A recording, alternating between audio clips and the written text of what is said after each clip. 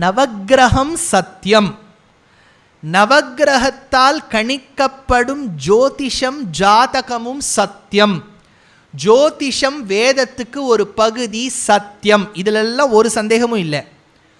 ஆனால் பரிகாரம்னு ஒன்று பண்ணால் கஷ்டம் போயிடும் நினைக்கிறோம் பாருங்கள், அதுதான் ப்ராப்ளம். ஜோதிஷ்ய சாஸ்திரத்தில் பரிகாரம்னு ஒரு சப்தம் கிடையவே கிடையாது. ஆனால் இப்போ பரிகாரம் தான் வேர்ல்டையே டாமினேட் பண்ணிட்டு இருக்கு இல்லையா? அதாவது நவக்கிரகத்தை சுத்திரவா 1000 பேர் இருப்பா, இதே பெருமாளை சேவிக்கிறவா ஒரு 10 பேர் தான் இருப்பா. ஏன்னா பெருமாள் என்னத்தை கொடுக்குறார்? மோட்சத்தை கொடுக்குறார். சரி, மோட்சம் யாருக்கு சுவாமி வேணும்? இன்னி கஷ்டத்தை இவர் ப்ளூ ப்ளவுஸ் பீஸ் கொடுத்தா போக்குவரா? அந்த லெவலுக்கு நம்ம கமர்ஷியலைஸ் ஆக்கிட்டோம் நம்ம சனாதன தர்மம்ங்கிறது கம்ப்ளீட்லி ஃபிலசாபிக்கல் ரிலிஜன். கம்ப்ளீட்லி சரீரத்தை விட்டு ஆத்மா வேறுபட்டது, அந்த ஆத்மா கர்மாக்கு அனுகுணமாக நடக்கும் இப்படின்னு சொல்கிறது தான் சனாதன தர்மம். இந்த ப்ளூ ப்ளவுஸ் பீஸை கொடு, ரெட் ப்ளவுஸ் பீஸை கொடு, இத்தனை அதில் போய் 108 தேங்காய் இவர் தலையில் ஒடை, இதெல்லாம் அது சொல்லவே சொல்லாது. Hinduism is the most logical of all religions. It believes that you will have to suffer to wash away your sins. இதுக்கு நடுவில் நம்ம பாகவதம் கேட்குறோம், பாரதம் கேட்டால் நல்லா இருக்கேங்கிறதுக்காக கேட்குறோமே ஒழிய பாரதம் கேட்டுவிட்டா எல்லா கஷ்டமும் போயிடும் நினச்சா ட்ரிஷூரே உட்காந்து நீங்கள் பாரதம் தான் கேட்டுருக்கோம். அதனால் அந்த அர்ஜுனனுக்கு எந்த ஃபோக்கஸ் இருந்ததோ அதே ஃபோக்கஸ் நமக்கும் நம்ம சித்தாந்தத்தில் இருக்கணும். பெருமாள் என்ன ரட்சிப்பார், அந்த நம்பிக்கை இருக்குது பாருங்க, அது நம்மளை ரட்சிக்கும். சரி இல்லை சார், இந்த ப்ளவுஸ் பீஸை இன்றைக்கி வெள்ளிக்கிழமை அன்றைக்கி கொடுத்துட்டேன், டியூஸ்டே அன்றைக்கி அங்காரகனுக்கு போய் ஒரு ப்ளவுஸ் பீஸ் எல்லாருக்கும் ஒரு ப்ளவுஸ் பீஸாக கொடுத்துன்னு வந்தேன்னா அவா பத்தினிக்கு ப்ளவுஸ் பீஸ் சேர்ந்துட்டே தான் இல்லையா? அவள் பாவம் என்ன பண்ணுவோம் அந்த ப்ளவுஸ் பீஸ் எல்லாம் வச்சுன்னா அந்த அம்மையார்லாம். அதனால் கொஞ்சம் நம்ம வாழ்க்கையில் சில சமயங்களில் we should act very logically. Emotion should never dominate logic at all times. Logic should also have its own proportion. இது அடியேன் ரிக்வெஸ்ட்டாக இங்கே வைக்கிறேன். நான் அந்த ஸ்லோகத்தோட 2 நிமிஷத்தை நிறுத்திடுறேன். நான் தூ விருக்ஷம் பவந்தம் வ பஷ்யாமிதி ச பாரத ஷிரஃப் பஷ்யாமி பாசஸ்ய. ஷிரஃப் பஷ்யாமி, எனக்கு தலை மட்டும் தெரியறதே. ந காத்திரமிதி சோப்ரவீத் ஆச்சு. இதோட இன்னொரு விஷயம் வைக்கிறார், ஒரு போட்டி மாதிரி. இந்த ஸ்கூல்லலாம் ஒரு சர்ப்ரைஸ் டெஸ்ட் வைக்கிற மாதிரி துரோணாச்சாரியாய் ஒரு தடாகத்தின் அருகே சென்று தன் காலை அதுக்குள்ளே வச்சார். தடாகத்துக்குள்ளே பொதுவாக காலை முதல்ல வைக்கக்கூடாது, தெரியும் இல்லையா உங்களுக்கெல்லாம் ஒரு ரூல் சாஸ்திரத்தில். முதல்ல அந்த ஜலத்தை எடுத்துட்டு ஒரு வேத மந்திரத்தை சொல்லிட்டு புரோக்ஷணம் பண்ணிட்டு தான் காலை வைக்கணும். இல்லாட்டா காலை முதல்ல வச்ச உடனே அகமர்ஷண சூத்திரம் சொல்ல ஆரம்பிக்கணும். அகமர்ஷண சூத்திரத்தை சொல்லிட்டு காலை வச்சா தப்பு இல்லை. அது தெரியலன்னா முதல்ல ஒரு மந்திரத்தை தலைக்கு புரோக்ஷணம் பண்ணிட்டு காலை வைக்கணும். இவர் மந்திரத்தை சொல்லிட்டு தான் காலை வச்சார். அங்கே நிறைய தடாகங்களில் தாமரை பூத்துருக்கான். இவர் காலும் திருவடியும் தாமரை மாதிரியே இருக்கான். அதனால் ஒரு முதலையானது இந்த துரோணரின் காலை பிடிச்சுண்ட உடனே அங்கே கூட அங்கே 100 குழந்தைகள், அந்த யுயுத்சு, அப்புறம் பஞ்சபாண்டவாள்லாம் நின்றுருக்கா. அப்படின்னு கத்துறார் துரோணர். சில குழந்தைகிட்டே முதல்லடா, நீ முதல்ல ஓடுடா அப்படிங்கிறது எல்லாம் ஓடி போயிடுது. சில குழந்தை நான் கல் எடுத்துன்னு வரேன்டா, கல்லை விட்டெறியறது அந்த முதல்ல மேலே. அந்த முதல்ல அசையுமா ஒன்றும் அசர மாட்டேங்கிறது. எல்லாரும் பார்த்தா என்னன்னு சொன்னதுக்கு திடீர்னு எங்கேன்னு பார்த்தா அந்த முதல்ல அப்படியே ஸ்தம்பிச்சு நிற்கிறது. என்னென்னா அர்ஜுனன் என்கின்ற விஜயன் கரெக்டாக எந்த இடத்துல அம்பு அடித்தா அதுக்கு வாய் இன்னும் ஓப்பன் ஆகும்னு பார்த்தார். ரொம்ப சூக்ஷ்மம். அன்றைக்கி யானை கத்திட்டு முதல்ல காலை பிடிச்சுன்னு கொடுத்து. அதுவும் இந்த பாண்டி பஜாரில் நடக்கும்போது எனக்கு அந்த கிளிப்பு விற்கிறான் பாருங்க, அதை பார்க்கும்போதெல்லாம் எனக்கு கஜேந்திர மோக்ஷம் தான் ஞாபகத்துக்கு வரும். கஜா கர்ஷத்தே தீரே கிராஹா கர்ஷத்தே ஜலே. ஏன்னா அது இப்படி தான் பிடிச்சிக்கிறது. அந்த மாதிரி அந்த யானை காலை முதல்ல பிடிச்சுன்னு கொடுத்து. இப்போ பெருமாள் வரார். சக்கரத்தாழ்வார் திரும்பி பார்க்கறதுக்குள்ள முன்னாடி போயிருக்கார், சுதர்ஷன சக்கரம். இப்போ சக்கரம் வெட்டணும். அவசரப்பட்டுன்னு வெட்டி விடுத்தான யானை காலையும் சேர்த்து வெட்டிடும். நடுவில் வெட்டி விடுத்தான அந்த முதல்ல காலை விடாது. கரெக்டாக எக்ஸ்ரே பண்ணுறதான் சுதர்ஷன சக்கரம். எந்த இடத்துல வெட்டினா கரெக்டாக அந்த முதலையுடைய வாய் இன்னும் கொஞ்சம் வெளியில் பிளந்து அந்த காலை வெளியில் எடுக்க முடியும்னு. அர்ஜுனனும் விட்டானாம், துரோணர் காலையும் விடுபட்டாச்சு. இதுக்கு மாயா மகரம்னு பேர். It is a illusionary crocodile.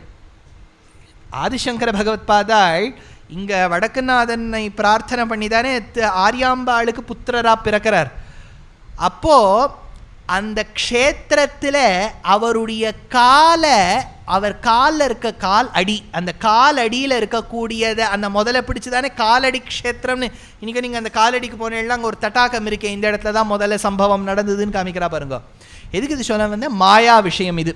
அதாவது அந்த காலை பிடிச்சு நிரூபணம் பண்ணணுங்கிறதுக்காக வச்சிருக்கார் துரோணாச்சாரியால்.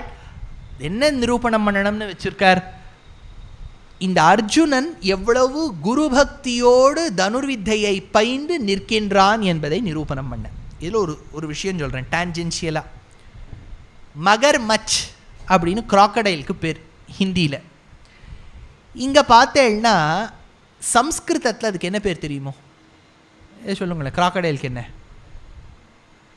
மகரம், கிராகம் அப்படின்லாம் பேர் இருக்கு இல்லையா? ஒரு பேர் சொல்கிறேன், ஞாபகம் வச்சுங்கோ. சிம்ஷுமாரம்னு ஒரு பேர் உண்டு அதுக்கு. சிம்ஷுமாரம். சிம்ஷுமாரம்னா சம்ஸ்கிருதத்தில் டால்ஃபினுக்கும் சிம்ஷுமாரம்னு பேர். ஸ்ரீமத் பாகவதத்தை நீங்கள்லாம் கரைச்சி குடிச்சிருக்கள், உங்களுக்கு நான் சொல்லணுங்கிறது இல்லை. அதில் ஒவ்வொரு லெவலாக டிஸ்கிரைப் பண்ணின்னு வரார் சுகபிரம்மம். அத்தள வித்தள சுத்தள ரசாத்தள தளாத்தள மகாத்தள பாத்தாள பூஹு புவஹா சுவஹா மகா ஜனஹா தபஹா சத்யம். 14 லோகங்களோடு கூடிய இந்த அண்டகட்டாகத்துக்கு மேலே சூரிய மண்டலம், ரவி மண்டலம், நட்சத்திர மண்டலம், வாயு மண்டலம், இந்த மண்டலங்கள்லாம் சப்தரிஷி மண்டலம் இதெல்லாம் இருக்கு இல்லையா? இதெல்லாம் சேர்ந்து ஒரு டால்ஃபின் சிம்ஷுமாரத்தின் கண்ணுக்குள்ள துருவ மண்டலத்துக்கு பக்கத்தில் இருக்கான். அதனால அதுக்கு சிம்ஷுமார சக்கரம்னு பேர். இதுக்கு எல்லாம் பாகவதத்தில் வரும். பொதுவாக உபன்யாசம் சொல்லும்போது இதெல்லாம் விட்டுருவா எல்லாரும். ஏன்னா இந்த ஒரு காம்ப்ளிகேட்டடாக சொன்னால் அடுத்த நாள் கதைக்கு யார் வருவான்னு நான் விடுறதில்லை. ஏன்னா இந்த மாதிரி விஷயங்களையும் நம்ம தெரிஞ்சுட்டாதான் நம்ம சனாதன தர்மத்தின் பெருமை நமக்கு தெரியும். இது சிம்ஷுமாரம் டால்ஃபின். ஆனால் சிம்ஷுமாரம்ங்கிறது பொதுவாக அந்த காலத்தில் கிராக்கடைலுக்கும் சொல்லுவா. ஏன்னா சிம்ஷுங்கிற சப்தத்தை பிரித்தா சிஷுன்னு ஒரு சப்தம் வரும். சிஷுமாரம்னா குழந்தைகளை சாப்பிடக்கூடியது. இது எனக்கு ரொம்ப நாள் சந்தேகம் இருந்தது. நீங்கள் யூஎஸில் ஃப்ளாரிடான்னு ஒரு இடம் கேள்விப்பட்டிருப்பேன். ஃப்ளாரிடா மாநிலம். அங்கே தான் ஹரிக்கேன் அடிக்கடி வரும். அந்த ஃப்ளாரிடாவில் எவர்கிளேட்ஸ் அப்படின்னு ஒரு நிறைய இடங்கள் இருக்கும். என்னன்னா கொஞ்சம் சகதியோடு புல்லோடு அங்கங்கங்கங்கங்க ஜலம் தேங்கியிருக்கும். அதில் அலிகேட்டர்ஸ் நிறைய இருக்கும். நான் ஃப்ளாரிடா மயமிக்கு 2015-16 போயிருக்கேன். 15 போனபோது எங்கள் காரை ஜங்ஷனில் நிறுத்திட்டா. சார் நிறுத்திட்டாளே சார், நான் வந்து ஓட்டின்னு வந்தவர் என்னோடய ஹோஸ்ட்டை கேட்டேன், என்ன சார் நின்று போயிடுத்து காரு? இல்லை சார், இப்போ தான் அலிகேட்டர் ரோடை கிராஸ் பண்ணிட்டு இருக்கு அப்படின்னார். அவள் ஊரில் அலிகேட்டர் கூட ரூல்ஸை ஃபாலோ பண்ணுறது, கரெக்டாக ரோடை கிராஸ் பண்ணுறது. அந்த அலிகேட்டர் இருக்கக்கூடிய பகுதி பக்கத்தில் ஒரு ரெசார்ட் நான் போகிறதுக்கு ஒரு வாரத்துக்கு அப்புறம் நடந்திருக்கு. ஒரு அப்பா அம்மா தன் குழந்தையோட ஜலக்கிரீடை ஆடணும்னு ஸ்விம்மிங் பூலுக்கு போயிருக்கா. போன போது that is connected to the Everglades. அங்கேருந்து வந்த முதலை குழந்தையை எடுத்து சென்றதுன்னு அன்றைக்கி பேப்பரில் படித்தேன். எதுக்கு சொல்ல வந்து சிசுமாரம்னு சொன்னால் குழந்தைகளை சாப்பிடக்கூடியது முதலேங்கிறதுக்கு அது ஒரு அத்தாட்சி. இப்போது இதில் ஒரு விஷயம் சொல்கிறேன். இந்த சிம்ஷுமாரம்ங்கிற சிசுமாரமான இந்த கிராக்கடைல் யாருக்கு வாகனம் தெரியுமோ? வெரி குட், கங்கைக்கு வாகனம். நீங்கள் கங்கோத்ரிக்கு போனேன்னா அந்த கோவிலில் கங்கையின் சிலைக்கு கீழே ஒரு முதலையை போட்டிருப்பா. சரி, என்னவோ கனெக்ஷனே இல்லாமல் துரோணரை முதல்ல பிடிச்சது முதலைக்கும் இதுக்கு என்ன சார் சம்பந்தம்னா ஒரு சூக்ஷ்மம். கம்போடியாவுக்கு போனேன்னா நிறைய கோவில்கள் நீங்கள் சேவிப்படும். ரொம்ப பிராச்சீனமான கோவில்கள், 1500 வருஷம் பழமை மிக்க கோவில்கள், 1500 years old, built by great kings like Suryavarman of the Khmer dynasty. அதில் ஒரு இடம், அங்கே பெரிய திரிவிக்ரமனை 1500 வருஷத்துக்கு முன்னாடி பெருமாள் திரிவிக்ரமாவதாரம் எடுத்து மூவுலகும் ஈரடியால் முறை நிரம்பா வகை முடிய ஓங்கி உலகளந்த உத்தமன் பேர்பாடிங்கிற பகவானை அந்த இடத்துல சித்தரித்து வச்சிருக்கா. அந்த பெருமாளோட கிரீடத்துக்கு மேலே சைடில் பாதத்தை இப்படி திருவடியை மேலே சுமந்து, திரிவிக்ரமன்னா ஒரு பாதம் மேலே இருக்கணும் இல்லையா, அந்த இடத்துல ஒரு முதலை இருக்கும். அது ஏன்னு ஒருத்தர் கேட்டார். என்ன பதில் சொல்வேள்? எல்லாம் பதிலாம் சொல்லியாச்சு. என்ன தெரியும் பாருங்க, ஏன்னா பிரம்மா பெருமாளுடைய திருவடியை கங்கையால் திருமஞ்சனம் பண்ணார் இல்லையா, கங்கைக்கு பிரதிநிதி சிசுமாரம்னு சொல்லிட்டு அந்த இடத்துல வச்சுருப்பான். நீங்கள் கம்போடியா போனேன்னா ஆச்சரியப்பட்டு போயிடுவாள். ஒரு இடம் இருக்குது, கபால் ஸ்பீன் அப்படின்னு ஒரு இடம். நம்ம ஏதோ நம்ம நாட்டில் தான் ஹிந்து மதம் இருக்குதுன்னு நினைக்கிறோம். அந்த கபால் ஸ்பீனுங்கிற இடம் நீங்கள் காட்டில் ஒரு 2.5 கிலோமீட்டர் நடக்கணும். நல்ல அடர்ந்த காடு. அந்த காடில் போனேன்னா ஒரு பக்கம் அருவி கொட்டிகிட்டே இருக்கும், ரொம்ப அழகான அருவி. அந்த அருவியை நீங்கள் உற்றி பாருங்க. அந்த நதி அது ஆக்சுவலி அந்த நதியுடைய பெட்டு, அந்த ரிவர் பெட்டில் 1000 சிவலிங்கங்களை ஸ்கல்ப்ட் பண்ணி வச்சுருக்கா 1500 வருஷத்துக்கு முன்னாடி. அப்படியே நீங்கள் தொடர்ந்துட்டு போனேன்னா அந்த ஜலம் இங்கேருந்தோ வரணும் இல்லையா, 2 பெரிய மலைப்பாறைகள்லேருந்து வரும்.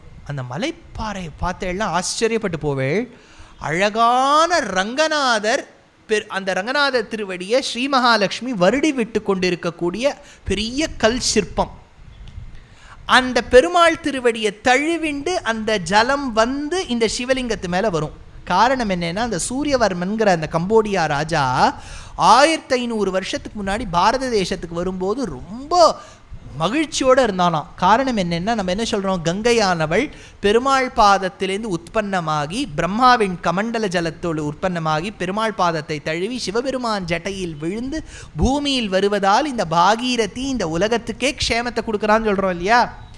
அதே மாதிரி தந்தேசத்திலும் இருக்க வேண்டும்னு ரங்கநாதர் மாதிரியே ஒரு பெருமாளை பண்ணி கீழே 1000 லிங்கங்களை நல்லா ஸ்கல்ப்ட் பண்ணி அதுலேருந்து அருவியை கொட்ட வச்சான். ஐயோ, நீங்கள் அதுவும் சில நாடுகள், பாலிக்கு போனேன்னா அது ஒரு தனி அழகு. அங்கெல்லாம் இந்த சர்க்கிள்லாம் வைக்கிறான் பாருங்கள். இப்போ நம்ம ஊர்லெல்லாம் 4 ரோட் சேர்ந்து தானே சர்க்கிள்.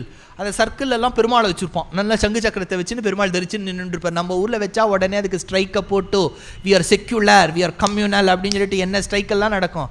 அந்த ஊரில் கடோல்கஜன் நின்றுருப்பார் ஒரு இடத்துல, அந்த திடீர்னு இடத்துல பார்த்தா பெருமாள் நின்றுருப்பார். ஜகார்த்தா அந்த ஊரில் 99.99% முஸ்லிம்ஸ், கேபிட்டல் ஆஃப் இந்தோனேஷியா. அவள் ஊரில் பெரிய சர்க்கிளில் போய் பார்த்தேன்னா ஒரு கிட்டத்தட்ட ஒரு 300 மீட்டருக்கு இவ்வளோ பெரிய கீதோபதேசம் நட்ட நடு ரோடில் இருக்கும். அதெல்லாம் பார்த்தா ஆச்சரியப்பட்டு பார்த்தேன்னா நம்ம ஹிந்து மதம் வெளிநாட்டில் இன்னும் நல்லா இருக்கும்னு நமக்கு தோணும். எதுக்கு சொல்ல வந்தேன், இந்த முதலைக்காக சொல்ல ஆரம்பித்து அவ்வளோ தூரம் போயிருக்கேன். அந்த முதலைங்கிற அந்த சிசுமாரம்ங்கிற சிம்சுமாரம் துரோணர்கால பிடிச்சட்டுக்கு காரணம் என்னன்னா, தன்னுடைய மற்ற சிஷ்யாளுக்கு நிரூபணம் பண்ணணுமாம் துரோணன் இந்த தனுர்தரனான அர்ஜுனன் எப்பேற்பட்டவன் அப்படிங்கிறதுக்காக.